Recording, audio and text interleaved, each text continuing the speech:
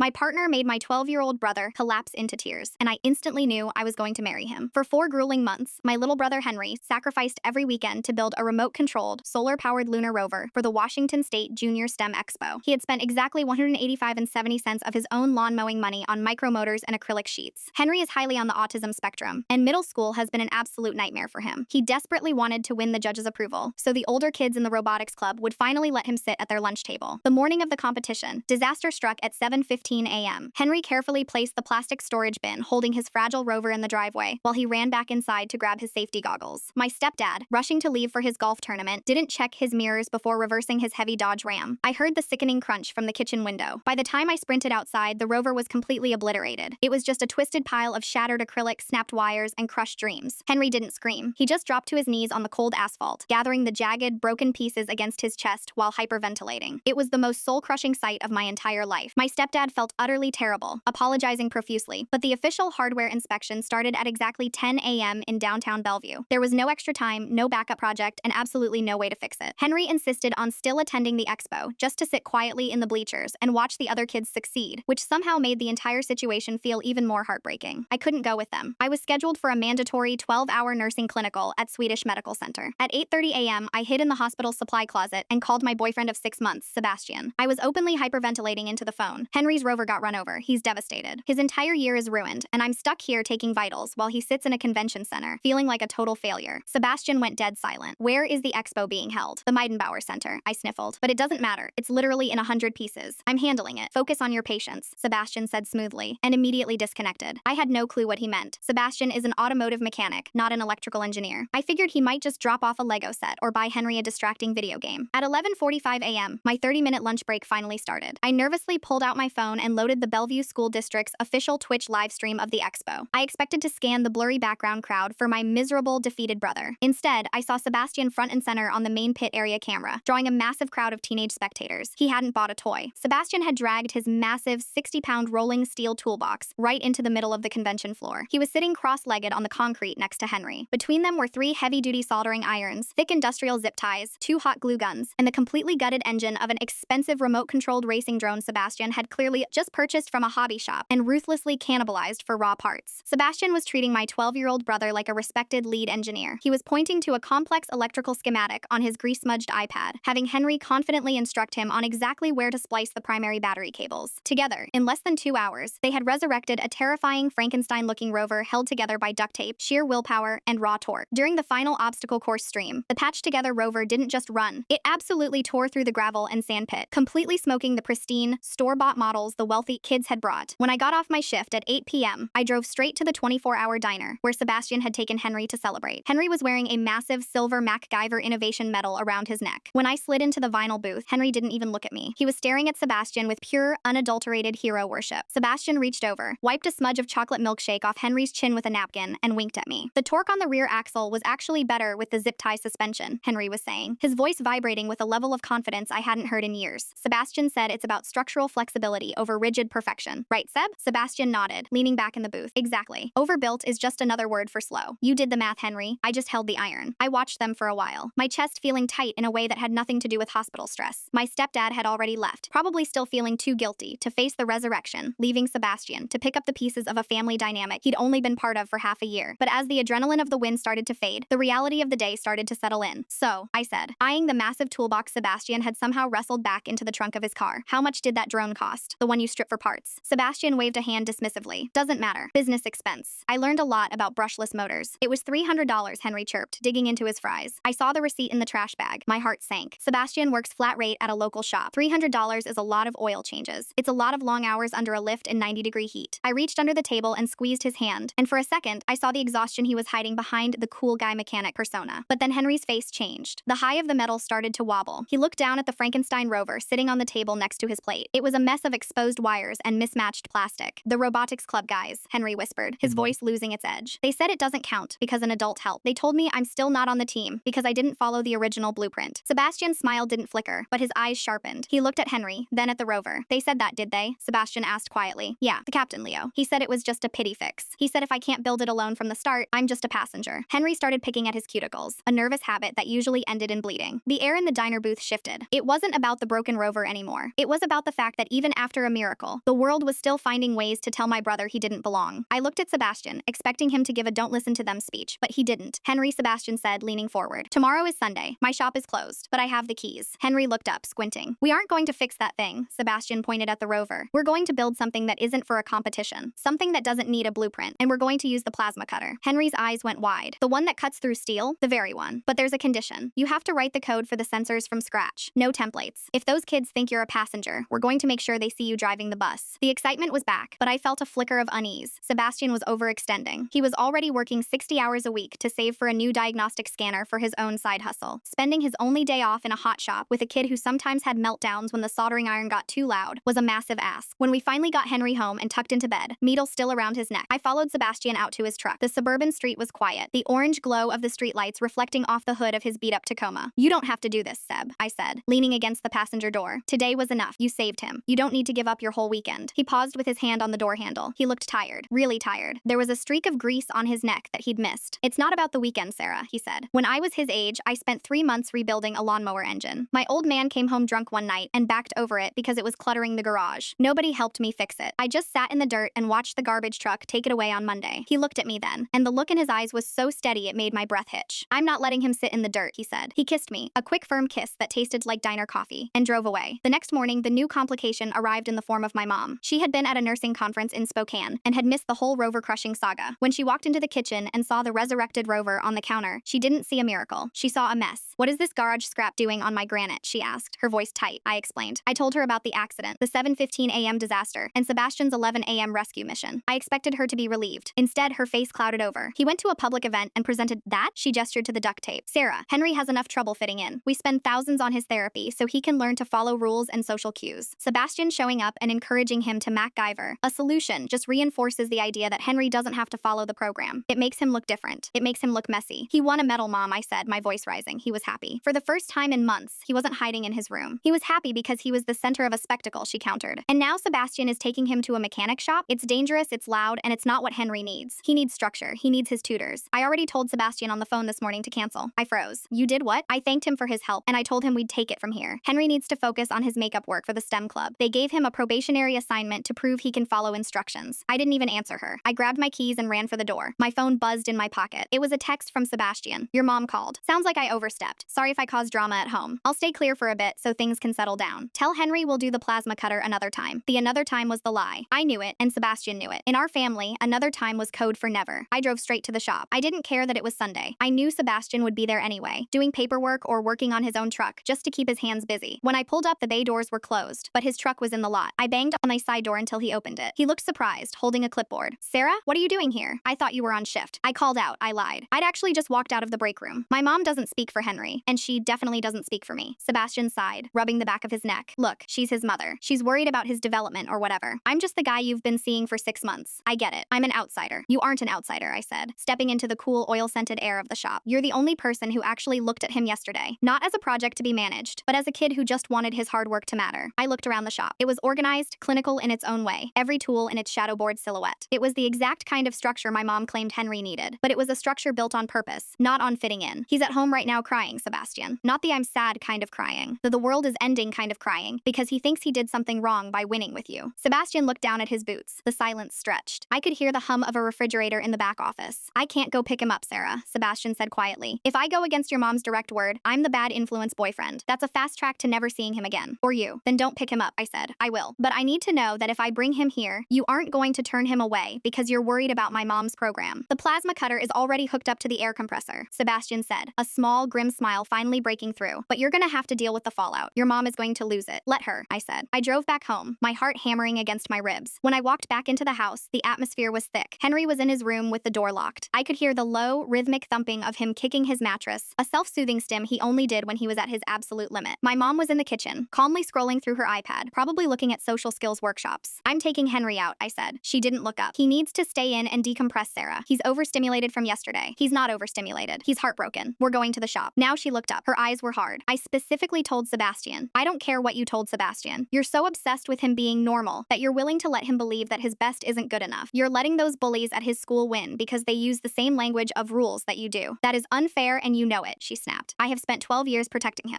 him or hiding him. The question hung in the air like a physical weight. She opened her her mouth to retort, but I was already heading for Henry's room. I knocked once. "Henry, grab your laptop. We're going to see the plasma cutter." The thumping stopped. A moment later, the lock clicked. Henry stood there, his eyes red and puffy, his hair a mess. He was clutching his laptop to his chest like a shield. "Mom said no," he whispered. "I'm saying yes," I told him. "And I'm the one with the car." We walked past my mom in the kitchen. She didn't move, but the look she gave me was one of pure betrayal. I knew this wasn't over. I knew there would be a long, painful conversation tonight, maybe even a demand that I move out. But as I saw Henry scramble into the passenger seat of my car, his hands finally still, I didn't care. When we got back to the shop, Sebastian was waiting. He didn't make a big deal out of it. He just handed Henry a heavy leather apron and a welding mask. "Code ready?" Sebastian asked. Henry nodded, pulling up a window of C++ on his screen. I stayed up. I added a collision avoidance routine. It's better than the blueprint." "Good," Sebastian said. "Let's see if the steel cares." For the next 4 hours, I sat on a stack of tires and watched. I watched Sebastian teach Henry how to respect the arc of the plasma. I watched him show Henry how to grind down a burr on a piece of metal until it was smooth. There were no social cues lessons. There were no eye contact exercises. There was just a man and a boy working on a machine. But as the sun started to set, casting long shadows across the shop floor, a black SUV pulled into the lot. My heart tanked. It wasn't my mom. It was my stepdad, Dave. He got out of the car slowly. He looked older than he had yesterday. He walked up to the open bay door and stood there, watching the sparks fly. Henry didn't see him. He was too focused on the glowing line of the cutter. Sebastian saw him, though. He straightened up and turned off the machine. The sudden silence was deafening. Dave walked inside, his hands in his pockets. He looked at the mangled, half-built steel chassis on the workbench, then at Henry, and finally at Sebastian. "Your mother is pretty upset," Dave said. He wasn't yelling. He sounded tired. "I know," I said, standing up from the tires. Dave looked at Sebastian. "You're the one who fixed the Rover." "I helped," Sebastian said evenly. Dave nodded. He walked over to the workbench and touched the steel. "I didn't check my mirrors. I was in a rush for a damn tea time. I've been sitting at home all day, trying to figure out how to apologize to a kid who doesn't want to hear it from me." He looked at Henry, who was staring at his boots, the welding mask pushed up on his forehead. "Henry," Dave said, "I'm sorry. I ruined something you worked hard on, and I'm sorry I didn't stay to help you fix it." Henry didn't say anything for a long time. Then he pointed to a piece of the steel. "It's okay. This one is going to be stronger anyway. It's made of 10-gauge cold rolled." Dave let out a short, shaky breath. "Is it?" He looked at Sebastian. "Is there room for a third set of hands? I'm not much of a builder, but I can hold things in place." Sebastian looked at me, then back at Dave. He handed Dave a pair of safety glasses. "Actually," Sebastian said, "we were just about to start the frame welding. Henry is the lead. You'll have to take orders from him." For the next hour, I watched the three of them. It wasn't a movie ending. It was awkward. Dave didn't know where the tools were. Henry struggled to give clear instructions without getting frustrated. Sebastian had to mediate 3 different times when the noise got too loud for Henry, but they were doing it. Then, the office phone rang. Sebastian went to answer it. When he came back, his face was unreadable. "Sarah," he said, pulling me aside. "That was the school, the principal." "What? Why would they call you?" "They didn't. They called the shop because I put my business card on Henry's entry form yesterday as a technical consultant. Apparently, there's a problem with the metal." My stomach turned. "What kind of problem?" "The parents of the kid who took second place, the captain Leo. They filed a formal grievance. They're claiming Henry violated the independent work clause. They want the metal stripped, and they want Henry banned from the club for academic dishonesty." I looked over at Henry. He was showing Dave how to use a wire brush, a tiny, proud smile on his face. He didn't know. He had no idea that the small world he was trying so hard to join was already trying to lock the door behind him. "What do we do?" I whispered. Sebastian looked at the heavy steel Rover they were building. It looked nothing like a school project. It looked like a tank. "We don't tell him yet," Sebastian said. "Not tonight. Tonight, he's a builder. Tomorrow we go to the school." "Sebastian, my mom will agree with them," I said, panic rising. "She'll see this as proof that he can't handle the mainstream environment." "Then she's wrong," Sebastian said. "And we're going to prove it. But we're not going to use a Rover." "Then what are we using?" Sebastian reached into his toolbox and pulled out his iPad. He swiped to a video file. It was the footage from the Twitch stream yesterday, but it wasn't focused on the Rover. It was focused on the crowd. "Look at this," he said, pointing to the corner of the frame. In the background, I saw Leo, the captain, and 2 other older boys. They were holding a remote, but they weren't looking at their own robot. They were looking at Henry's. And as Henry's Rover approached the final gravel pit, I saw Leo's thumb move on a secondary controller. A split second later, Henry's Rover had jerked violently to the left, nearly flipping. "They weren't just complaining," Sebastian said, his voice dropping to a dangerous low. "They were trying to jam his signal. And Henry's code, the stuff he wrote on the fly while I was soldering, it bypassed their interference. That's why he won. He didn't just outbuild them. He outcoded a deliberate sabotage." I stared at the screen. The pity fix wasn't a fix at all. It was a defense. "Does the school know about this?" I asked. "Not yet," Sebastian said. "But they will. Because I'm not just a mechanic, Sarah. Before I opened this shop, I spent 4 years in signal tech for the National Guard. I know a jammer when I see one." He looked back at Henry and Dave. "We're going to that meeting tomorrow," Sebastian said. "And I'm bringing my laptop." The next morning was a nightmare of a different kind. My mom found out about the meeting via an automated email from the school. She was waiting in the entryway, dressed in her professional blazer, her face a mask of controlled fury. "You've turned this into a war," she said to me as I tried to usher Henry to the car. "You've dragged this man into our family business, and now Henry is being accused of cheating. Do you have any idea what this does to his record?" "He didn't cheat, Mom," I said, my voice shaking. "It doesn't matter. The perception is what matters. If he's seen as a troublemaker, the private school won't take him next year. You're ruining his chances at a stable life for a moment of justice. A stable life where he's bullied and told his work is fake?" I countered. "I'm going. Sebastian is meeting us there." "I am coming too," she said, grabbing her keys, "to apologize and see if we we can settle this quietly. We arrived at the school library in 2 separate cars. Sebastian was already there, leaning against his truck. He was wearing a clean button-down shirt, but he still had grease under his fingernails. He looked out of place in the sterile suburban parking lot, but when he saw me, he stood up straight. He didn't say a word to my mother. He just nodded to Henry. The meeting was held in a small conference room. The principal, a thin man named Mr. Henderson, sat at the head of the table. Next to him was Leo's father, a man in an expensive suit who looked like he was losing his patience. Leo sat next to him, looking smug. "Let's keep this brief," Leo's father said. "The rules are clear. The projects must be the work of the student. We have photos of this individual," he gestured dismissively at Sebastian, "working on the machine in the pit. It's a clear disqualification." "I was acting as a technical advisor for emergency repairs," Sebastian said calmly, "which is allowed under Section 4C of your own handbook, provided the student directs the repairs." "Henry isn't capable of directing those kinds of repairs," Leo's father sneered. "Everyone knows he has specialized needs." I felt Henry flinch next to me. He started rocking slightly in his chair. "My son's needs don't disqualify his brain," my mom said, surprising me. Her voice was sharp, but she was still looking at the principal, not Leo's father. "However, if the rules were broken, we are prepared to return the medal and move on." "Mom, no," I whispered. "Wait," Sebastian said. He opened his laptop and turned it toward the principal. "Before we talk about medals, let's talk about the interference." He played the video. He showed the frame-by-frame of Leo's thumb. Then he pulled up a log, a digital readout of the frequency bands used during the competition. "I ran a diagnostic on Henry's receiver last night," Sebastian said. "There were 3 distinct attempts to override his channel. Those attempts came from a transmitter with the same MAC address as the one Leo is holding in this video. That's not just helping. That's a violation of federal hobbyist radio regulations, and it's definitely a violation of school policy." The room went silent. Leo's face went from smug to pale in 3 seconds. His father looked at the screen, then at his son. That's a lie," Leo stammered. I was checking my own signal." "With your thumb on the toggle while your own robot was powered down in the staging area?" Sebastian asked. He didn't raise his voice. He just kept it flat, professional. "I've got the timestamps, Mr. Henderson. Henry didn't win because I helped him. He won because he built a firewall in 20 minutes that 3 8th graders couldn't break through." Mr. Henderson looked at the data, then at Leo. "The shift in power was physical. You could feel it in the air." "Leo?" the principal asked. Leo looked at his father, but his father was busy looking at the floor, his face turning a deep, embarrassed red. "We'll need to review this," Mr. Henderson said, his voice cautious. "But if this is accurate, the grievance is dismissed, and we may need to discuss the status of the robotics club leadership." We walked out of the school 10 minutes later. The sun was hitting the pavement, and for the first time in 48 hours, the wait was gone. My mom stopped at the edge of the sidewalk. She looked at Henry, who was clutching his medal, now officially his, and then she looked at Sebastian. "I didn't know about the sabotage," she said softly. "You didn't look for it," Sebastian said. He wasn't being mean. He was just stating a fact. "You were too busy looking for what he did wrong." She didn't argue. She just nodded, her eyes welling up. I have a lot to think about. Thank you, Sebastian, for seeing it." She walked to her car, her shoulders slumped. I knew we still had a lot of work to do as a family, but the program had been cracked. Henry ran ahead to Sebastian's truck. "Can we go back to the shop now? The chassis needs the secondary welds." Sebastian laughed and looked at me. "I think the lead engineer is calling." As we stood there in the parking lot, I realized that I'd been looking for a partner who would love me, and I'd found that. But I'd also found the only person who could look at my broken, beautiful family and see exactly where the solder needed to go. "Sebastian?" I said as he opened his door. "Yeah? Don't sell that toolbox. I think we're going to need it." He grinned, that slow, steady smile that made everything feel possible. "I'm not going anywhere, Sarah." And I knew, with a certainty that felt like steel, that he meant it. But meaning it and surviving a Tuesday in my mother's house were 2 entirely different things. The grace period lasted exactly 36 hours. By Tuesday evening, the reality of middle school politics and my mother's ingrained anxiety came crashing back down on us. It started with an email from the school. Mr. Henderson, the principal, sent a carefully worded, infuriatingly neutral update to all the parents of the robotics club. I read it over my mom's shoulder in the kitchen, while making a cup of instant coffee before my night shift. The email didn't mention the signal jamming. It didn't mention the cheating. It just stated that due to technical irregularities and miscommunications regarding project guidelines, the results of the Bellevue Junior STEM Expo were being archived, and no official winner would be recorded for the district this year. Furthermore, the club leadership would remain intact to foster continuity and growth. Leo wasn't being punished. He wasn't even being publicly reprimanded. His dad was on the school board, and Henderson had taken the easiest way out, erased the victory so he didn't have to address the sabotage. Henry was sitting at the kitchen island, tracing the grout lines with his thumbnail. He had read the email on his own tablet 5 minutes before we did. "They archived it," Henry said softly, his voice devoid of the buzzing energy he'd had at the auto shop. "That means it doesn't count. Officially." "Henry, you know what happened," I said, putting my mug down. "You know you won. They know you won. It doesn't matter what they know if they don't write it down," he replied, staring blankly at the marble counter. "Leo is still the captain. We have a build meeting tomorrow at 3. He sent out the assignment sheet. I'm assigned to parts organization. I have to sort the screws by thread count." My blood boiled. It was a deliberate insult. They were putting the kid who just out-engineered them on sorting duty, treating him like a human filing cabinet, because they knew his autism made him hyper-focused on categorization. They were weaponizing his diagnosis to keep him away from the actual machinery. "You don't have to go," I told him. "You can skip it. Come to the shop with Sebastian and me." "No," my mom interjected, turning off the screen of her iPad with a sharp click. "He is going to the meeting. He made a commitment to the club." "Mom, are you serious?" I spun around to face her. "They just robbed him of his medal to protect a bully, and now they're actively humiliating him. You want him to sit in a room and sort screws for the kid who tried to wreck his project?" project. I want him to learn resilience, she snapped back, her tone dropping into that familiar, icy register. Life is not fair, Sarah. You and Sebastian swooping in and building him a tank every time he faces an obstacle does not prepare him for the real world. In the real world, you have to work with people you don't like. You have to follow the hierarchy. This isn't a hierarchy, it's a hazing ritual. He is going, she said, her voice final. She looked at Henry. You will go. You will do the task assigned to you, and you will show them that you are a team player. If you throw a fit or walk out, they win. Do you understand? Henry didn't look up. He just kept tracing the grout. Yes, ma'am. I texted Sebastian from the hospital break room at 2:01 a.m. that night. They voided the results. Leo is still captain. They put Henry on screw sorting duty. His reply came 3 minutes later. He was probably up doing paperwork. Tell me you aren't letting him go back to that snake pit. Mom is forcing him. She calls it resilience. That's not resilience. That's target practice. The next afternoon, Wednesday, I was stuck at the hospital doing a double shift. Sebastian was slammed at the shop. The owner, a grumpy guy named Mike, who cared about nothing but bay turnover rates, was writing Sebastian hard about a backlog of timing belt replacements. At 3:45 p.m., my phone buzzed in my pocket. I was in the middle of changing a patient's IV bag. I ignored it. It buzzed again and again. 3 rapid, frantic vibrations. I excused myself, stepped into the hallway, and pulled it out. It was Henry. I answered immediately. Hen, are you okay? There was only the sound of heavy, jagged breathing. Background noise rushed through the speaker. Cars driving by. The hum of traffic. He wasn't in the school library. Henry, where are you? It was a joke. He gasped out, his voice thick with panic. The screws. They weren't for the robot. They mixed 3 different boxes of metric and imperial threads and poured them on a desk. They told me I couldn't leave until I sorted them. Leo took a video. He called me Rain Man. My stomach dropped into my shoes. Where are you right now? I left. I walked out. I couldn't breathe. The lights were humming too loud and everyone was laughing. Okay, buddy, listen to me. It's okay that you left. Where are you walking? I'm going to the shop to see Sebastian. I need to work on the steel chassis. Henry, the shop is 6 miles from the school. You have to cross the highway overpass. Panic clawed at my throat. Henry had no sense of direction when he was overwhelmed, and his spatial awareness went completely out the window when he was having a meltdown. I can do it. I just need to get to the shop. No, stop walking. Look around. Tell me what you see. A gas station, an Arco, and a big green sign for I-405. He was already at the on-ramp intersection. It's one of the busiest, most dangerous pedestrian spots in Bellevue. Cars fly off the highway doing 60. Henry, sit down on the grass away from the road. Do not cross the street. I'm calling Sebastian right now. He'll be there in 5 minutes. I hung up and called Sebastian. He picked up on the first ring, the sound of an air compressor screaming in the background. Seb, Henry left the school. He's having a meltdown. He's at the Arco station by the 405 on-ramp trying to walk to your shop. I'm on my way, Sebastian said. The air compressor cut out. I heard the distinct sound of him throwing his wrench onto a metal cart. Sebastian, what are you doing? A gruff voice yelled in the background. Mike, his boss. That Civic needs to be off the lift by 4. Family emergency, Sebastian shouted back. Dock my pay. I stayed on the line with him as he sprinted to his truck. I'm going to get him, Sarah. Stay on your shift. Don't risk your clinical hours. I got him. He hung up. For 20 agonizing minutes, I paced the hospital corridor, ignoring the dirty looks from the charge nurse. Finally, my phone buzzed. A text from Sebastian. Got him. He's safe. Shaken up but safe. Bringing him to the shop. He wants to weld. I slumped against the wall, burying my face in my hands. The relief was a physical wave, but it was immediately followed by a cold, hard dread, because my mother was going to find out. I got off shift at 7 p.m. and drove straight to the shop. The bay doors were shut, but the side door was unlocked. I walked in to find Henry wearing the heavy leather apron, sitting on a stool. He was carefully grinding the edge of a steel bracket. He looked calmer. The repetitive, loud noise of the grinder, which would drive most people crazy, was exactly the kind of sensory input that grounded him. Sebastian was working under the hood of a Ford Explorer, 2 bays over, his hands covered in grease. He looked exhausted. Before I could even say a word, the side door flew open. My mother marched in. Dave was right behind her, looking deeply uncomfortable. She had tracked Henry's phone. Henry Thomas, she said, her voice cutting through the noise of the grinder like a scalpel. Put that down and get in the car. Henry froze. He turned off the grinder, the wheels spinning down with a high-pitched whine. He shrank into himself, pulling his shoulders up to his ears. Sebastian wiped his hands on a rag and stepped out from behind the Ford. Mrs. Miller, he's fine. He just needed to cool off. Do not speak to me, she snapped, turning her glare on Sebastian. You took my son from his school district without my permission. Do you have any idea what kind of liability that is? The school called me 30 minutes ago to say he was missing. I was terrified. He called me. I stepped in between them. Mom, he called me because he was having a panic attack. Leo and his friends poured a box of mixed screws on a desk and filmed him trying to sort them while calling him Rain Man. They humiliated him. She blinked, but her posture didn't soften. Then he should have gone to the counselor's office. He should have followed his safety plan. Walking along a highway on-ramp is not part of the plan, and bringing him to a garage filled with heavy machinery is certainly not part of the plan. It's a controlled environment, Sebastian said calmly, though I could see a muscle jumping in his jaw. He knows the safety rules here better than half the guys I work with. This isn't about safety rules, Sebastian. This is about boundaries, she said, her voice shaking with a mix of fear and anger. You are not his father. You are my daughter's boyfriend. You do not have the right to pull him out of his life and hide him in this grease pit. I didn't pull him out, Sebastian said, his voice dropping lower. I picked him up off the side of the road because he was running away from the life you're forcing him to live. Dave stepped forward, putting a hand on my mom's arm. Elaine, let's just take him home. He's safe. That's what matters. No, Dave. She shook him off. She looked at me, then at Sebastian. This ends today. Henry, take off that apron. Henry slowly unclasped the apron and laid it on the workbench. He didn't look at Sebastian. He just walked toward the door, his head down. From now on, my mom said, looking at me, Henry goes to school. He goes to his tutors, and he comes home. If he leaves school property again, I am taking away his electronics. And he is absolutely forbidden from coming back to this shop. She looked at Sebastian. If you try to contact him, or if you try to pick him up again, I will call the police and report you for interference with a minor. The room went dead silent. The threat hung in the air, heavy and toxic. Mom, I whispered, horrified. You can't be serious. Watch me, she said. She turned and walked out the door. Dave gave us a helpless, apologetic look before following her, gently guiding Henry out to the car. I stood in the middle of the shop, the smell of ozone and motor oil suddenly making me nauseous. I looked at Sebastian. He was staring at the doorway, the rag gripped so tightly in his hands his knuckles were white. She doesn't mean it, I said, though my voice sounded hollow. She's just scared. Sebastian threw the rag onto the workbench. It hit a wrench with a sharp clang. It doesn't matter if she means it, Sarah, he said, turning away from me. She's his mother. She has the law on her side. If I go near him, I'm the creepy older guy interfering with a kid. She made that very clear. Seb, my boss wrote me up today, he said quietly, looking at the engine block of the Ford. Official warning. One more unexcused walkout and I'm fired. I can't afford to lose this job, Sarah. I'm trying to save for the diagnostic scanner so I can finally start my own mobile business and get out of this flat rate hell. He looked at me, and the exhaustion in his eyes broke my heart. I want to help him, Sebastian said. I really do. But I'm bleeding out here. I'm jeopardizing my job. I'm fighting with your mother, and for what? For her to threaten to call the cops on me? I'll talk to her, I pleaded, stepping closer and grabbing his grease-stained hand. I'll make her understand. She understands perfectly, Sebastian said gently, pulling his hand away just enough to break the connection. She understands that I'm a threat to the box she wants to keep him in, and she's going to use every weapon she has to close the lid. I drove home alone. The house was dark when I walked in, except for the kitchen pendant lights. My mom was sitting at the island, a glass of wine in her hand. She wasn't looking at an iPad. She was just staring at the wall. I dropped my keys on the bowl by the door. Do you feel better now? Threatening to call the cops on the guy who literally kept your son from walking into traffic? She didn't yell. She didn't snap. She just took a sip of her wine. I am doing what I have to do, she said softly. You think I like being the villain, Sarah? You think I enjoy seeing Henry miserable? Then why are you making him miserable? She turned to look at me, and her eyes were red. Because the world is not an auto shop. The world is not run by guys like Sebastian, who will bend the rules and build a custom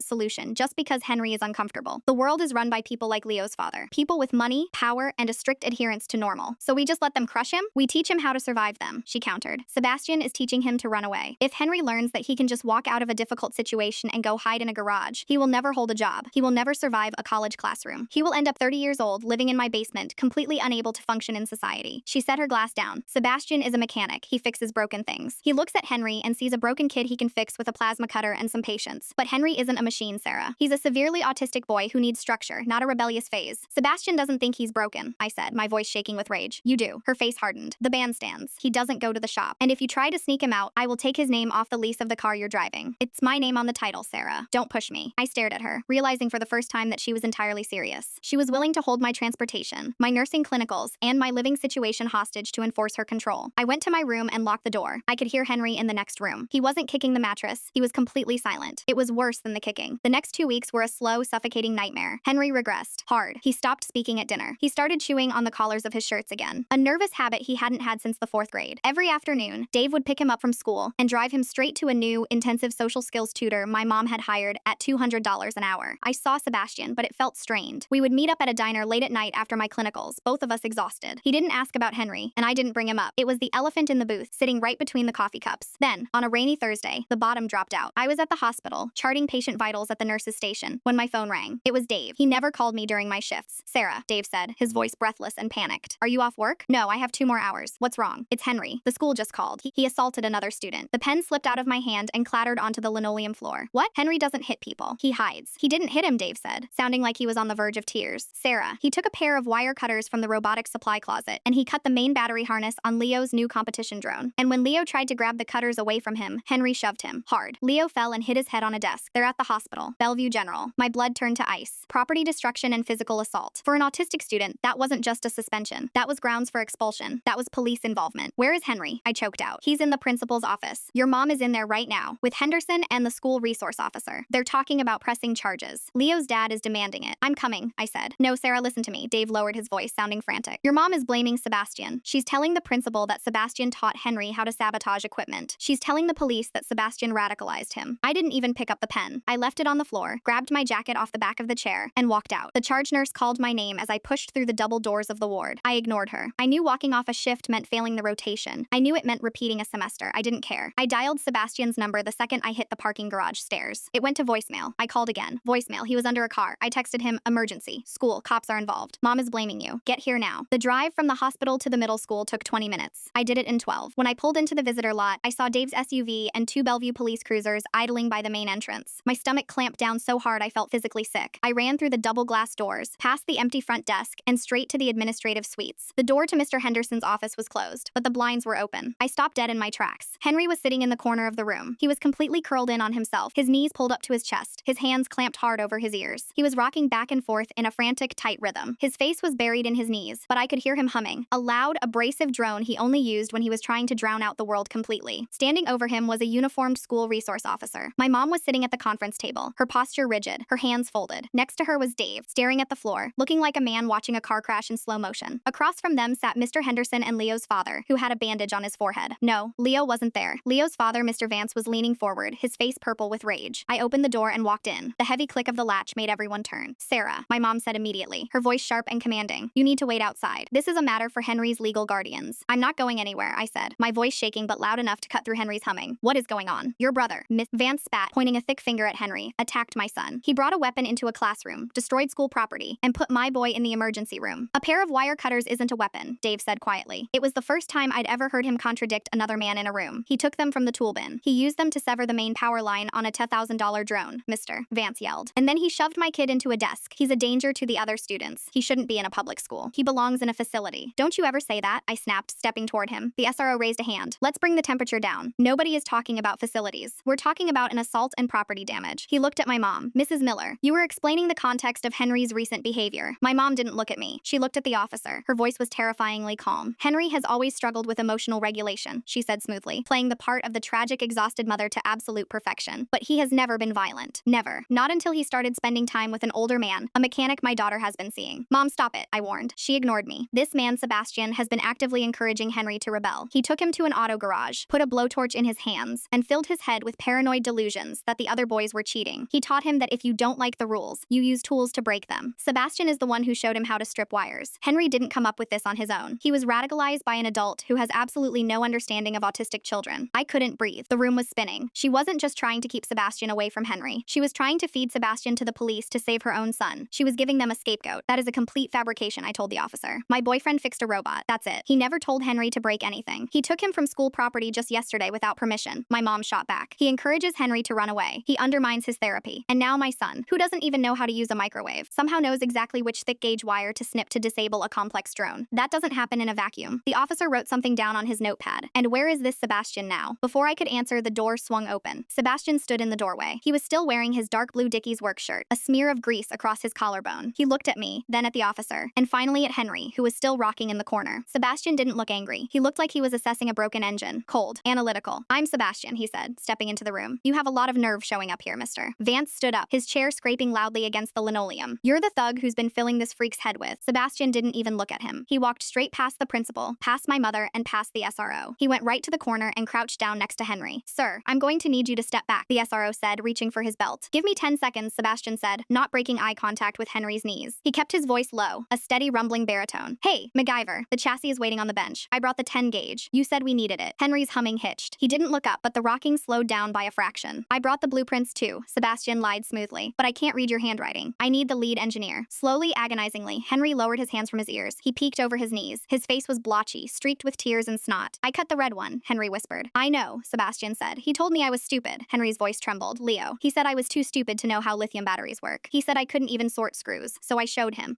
I know where the power comes from. I cut it. And then he grabbed you," Sebastian guessed. Henry nodded quickly, the panic rising again. "He grabbed my shirt. He tried to take the cutters. He was yelling. It was too loud. I just pushed him away so he'd stop yelling. I didn't mean for him to hit the desk." "I know you didn't," Sebastian said gently. He stood up and finally turned to face the room. He looked right at Mr. Vance. "Did you hear that? Your kid put his hands on him first." "He had a weapon," Vance roared. "He was destroying property. It's a pair of wire snips, not a switchblade." Sebastian shot back, his voice finally rising. "And if we're going to talk about property damage, let's talk about why Henry was in that closet in the first place." Sebastian reached into his back pocket and pulled out his phone. He walked over to the principal's desk and dropped it next to the keyboard. "I ran the diagnostic logs from the expo on a school laptop yesterday," Sebastian said, looking at Mr. Henderson. "You saw the data. You saw Leo using a secondary transmitter to jam Henry's signal. You archived the results to protect the club's image, but you didn't delete the logs." Henderson paled. "This is not the time for." "This is exactly the time," Sebastian interrupted. He looked at the SRO. "You want to know why Henry snapped? Because this school let a group of 8th graders relentlessly bully an autistic kid, poured out a box of screws to mock his diagnosis, filmed it, and then covered up actual documented cheating to protect a school board member's son. That's slander," Mr. Vance snarled. "It's a digital footprint," Sebastian corrected him. He looked down at my mother. "And you. You sat here and tried to tell a cop that I trained your kid to be a terrorist because it's easier than admitting you can't protect him. My mother's face was chalk white. For the first time in my life, she had absolutely nothing to say. The SRO cleared his throat. He looked at the phone on the desk, then at the principal. Mr. Henderson, is there documented evidence of harassment prior to this altercation? Henderson adjusted his tie, sweating profusely. We had some interpersonal issues between the boys, yes, but it was handled internally. Handled internally, the officer repeated flatly. He sighed, rubbing the bridge of his nose. He looked at Mr. Vance. Here's how this is going to go. If you want to press charges for assault, you can, but I'm obligated to investigate the entire incident. That includes interviewing the witnesses about who initiated physical contact. If your son grabbed Henry first, the push is self-defense. And if there's a documented history of bullying that the school ignored, this goes from a juvenile referral to a massive civil liability for the district. The silence in the room was absolute. You could hear the hum of the fluorescent lights. Mr. Vance looked at Henderson. Henderson gave him a minute, pleading shake of his head. Vance ground his teeth together, his face twitching. Fine, Vance spat, no cops. But I want him out of the club, and I want him suspended. No, my mom said. Everyone turned to her. She slowly stood up. She looked at Mr. Vance, and the mask of the terrified, helpless mother evaporated. The icy, controlled corporate manager was back. If you drop the charges, we won't sue the school for the harassment, she said. But Henry stays in the club, and Leo is removed as captain. Tonight. Excuse me, Vance sputtered. You heard me, my mom said. If you try to suspend Henry, I will take that video of your son mocking my child's disability to the local news. I will take the server logs of his cheating to the state STEM board. You will be off the school board by Tuesday, and your son won't be admitted to any private high school in this county. She turned to Mr. Henderson. Are we clear? Henderson swallowed hard. Crystal. She didn't wait for a dismissal. She walked over to Henry, who was still sitting on the floor. Henry, get up. We're going home. Henry looked at Sebastian. Sebastian gave him a small, almost imperceptible nod. Henry stood up, wiped his nose on his sleeve, and followed Dave out the door. My mom stopped in the doorway. She looked at me, and then at Sebastian. You saved him the police record, she said to Sebastian, her voice stripped of any warmth. I acknowledge that, but don't think this changes anything. I saw how he looked at you. You are his crutch, and as long as you're around, he won't learn to stand on his own. She looked at me. If he comes to your apartment tonight, Sarah, I'm cutting your tuition check. She walked out. I stood in the office, the adrenaline slowly draining out of my blood, leaving me shaking. I looked at Sebastian. He hadn't moved. Did she mean that? He asked quietly. About your tuition? Yes, I whispered. If I fail this clinical rotation because I walked out today, I have to pay for the summer semester out of pocket. She knows I don't have the money. Sebastian picked up his phone from the desk. He slipped it back into his pocket. He looked tired. Not just physically tired from the shop, but deeply, fundamentally exhausted. I got fired, he said. The words hit me like a physical blow. What? When you texted. Mike told me if I walked out again, I was done. I walked out. He let out a dry, humorless laugh. Guess I don't have to worry about flat rate hours anymore. Seb, I'm so sorry.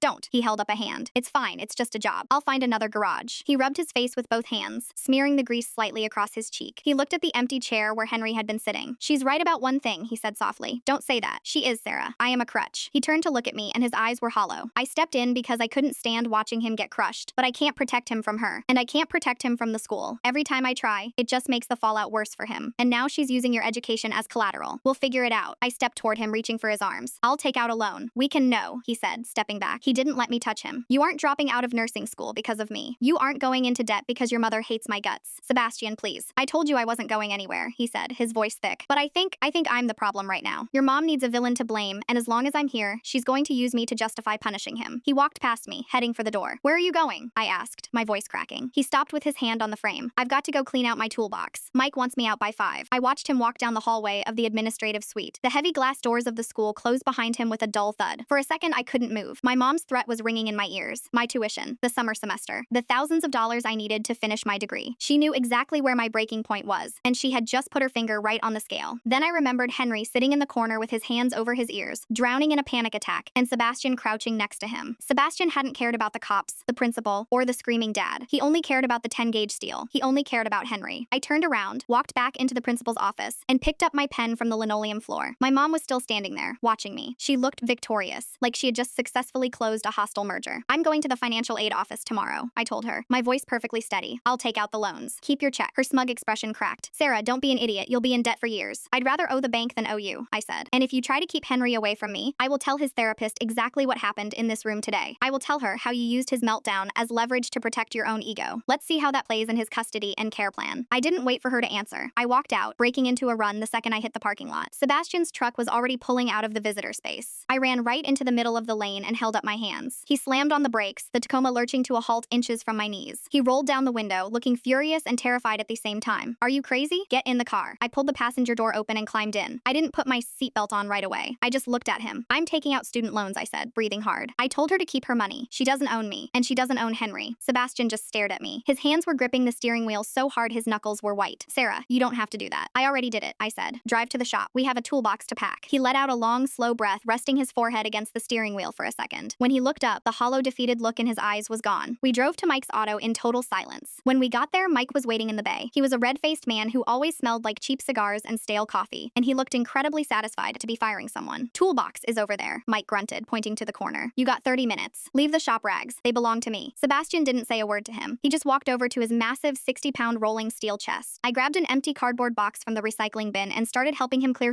out's top drawer. Sockets, wrenches, ratchets, heavy, solid, real things. Things that actually fix problems instead of just covering them up. We were halfway done when a black SUV pulled into the lot, parking directly blocking Mike's open bay door. Hey, you can't park there, Mike yelled, stepping out of his office. Dave got out of the SUV. He ignored Mike entirely and walked straight into the shop. My stomach dropped. I thought my mom had sent him to do her dirty work. I thought he was here to deliver another ultimatum. But when he walked into the fluorescent light of the bay, I saw that he was alone, and he looked different. He didn't look like the passive, agreeable guy who always let my mom dictate the terms of our lives. He looked completely exhausted, but resolute. Dave, I said cautiously, stepping in front of Sebastian. If she sent you. She didn't send me, Dave interrupted. He looked at Sebastian, who was holding a heavy torque wrench. I dropped Henry at home. Elaine went to her bedroom and shut the door. I told her I was going to the hardware store. Dave reached into the inside pocket of his jacket and pulled out a checkbook. He clicked a pen and started writing on the hood of the Ford Explorer Sebastian had been working on earlier. Hey, get off the paint, Mike shouted. Dave slowly turned his head and looked at Mike. It was the coldest, blankest stare I'd ever seen my stepdad give anyone. I suggest you go back into your office and shut the door for 5 minutes, Dave said softly. Mike blinked, opened his mouth to argue, took one look at Dave's expensive suit and the absolute lack of patience in his eyes, and retreated into his office, pulling the glass door shut behind him. Dave finished writing. He tore the check out and held it out to me. That covers your summer semester and your fall semester, Dave said. It's drawn from my personal account, not the joint one. Elaine has no access to it, and she can't cancel it. I stared at the slip of paper. It was for $12,000. Dave, I can't take this. She'll kill you. Let her try, Dave said quietly. For 12 years, I've watched her try to force that boy into a mold he doesn't fit into. I went along with it because I thought she knew best. She's his mother. But today, sitting in that office, watching her try to ruin an innocent man's life just so she wouldn't have to admit she was wrong about her son, he shook his head, looking disgusted. I'm done. I'm done letting her run the narrative. He pushed the check into my hand. Then he turned to Sebastian. Henry told me on the drive home that you lost your job today because you came to get him, Dave said. I made my choice, Sebastian said, his voice flat. He wasn't looking for pity. How much is the diagnostic scanner you've been saving for? Dave asked. The one you need to start your mobile business. Sebastian's jaw tightened. I'm not taking your money, Dave. I'm not a charity case. It's not charity. It's a business loan, Dave countered smoothly. I'm a silent partner. You pay me back at 3% interest over 5 years. And there's a condition. Sebastian crossed his arms, the torque wrench still in his hand. What condition? You need an inventory manager and a junior tech, Dave said. Henry is banned from the robotics club. He's got 3 afternoons a week free now, and I'm the one who drives him. He likes sorting things. He's great with electronics, and he clearly respects you more than anyone else in this state. Dave looked around the dirty, oil-stained garage. He needs a place where he isn't being managed, Sebastian. He needs a place where he's just allowed to work. Build your business. Let him help you. Sebastian looked at Dave for a long, quiet moment. He looked at the check in my hand. Then he looked at the massive red toolbox sitting half empty between us. A slow, steady smile spread across Sebastian's face. He tossed the torque wrench into the top drawer. 3%, Sebastian said. And the kid gets paid minimum wage for his hours. Under the table until he's 14. Dave reached out, and the two men shook hands over the hood of the Ford. 3 months later, my mom and I barely speak. We communicate entirely through brief, stilted text messages about holiday logistics. She tried to freeze Dave out, but Dave stopped apologizing. He stopped trying to smooth things over. When she realized her anger wasn't controlling the house anymore, she retreated into a cold, polite detente. It's not perfect, but it's quiet. I passed my nursing clinicals. I didn't have to take out the loans. It was a Tuesday afternoon in late August. I was off shift, sitting on an overturned milk crate in the driveway of a small rented commercial garage unit in Redmond. The bay doors were wide open to let the summer breeze in. Parked in the center of the garage was Sebastian's Tacoma. The sides were freshly decaled. Miller & Son Mobile Diagnostics. The Son was a joke Dave had suggested, but Henry took it very seriously. Sebastian was under the dashboard of a client's Honda, cursing quietly at a tangled wiring harness. At a heavy steel workbench against the back wall, Henry was wearing his leather apron. He had his welding mask pushed up on his forehead. He wasn't sorting screws. He was holding a soldering iron, meticulously wiring a custom sensor array for Sebastian's new high-end diagnostic scanner. There were no blueprints on the table. There were no club rules posted on the wall. Hey, MacGyver, Sebastian called out from under the dashboard, his voice echoing slightly in the garage. What's the resistance on that secondary relay? Henry didn't even look up from his soldering. He didn't stutter, and he didn't hesitate. 400 ohms, Henry called back, his voice clear and completely steady. But I bypassed it. It's inefficient. I ran a direct line to the main board. It's faster now. Sebastian slid out from under the car on his creeper. He wiped a streak of grease off his forehead with the back of his hand and looked over at Henry. Then he looked at me, sitting on my milk crate in the sun. He gave me that same slow, steady wink he'd given me in the diner the night of the competition. Like I said, Sebastian smiled. Lead engineer.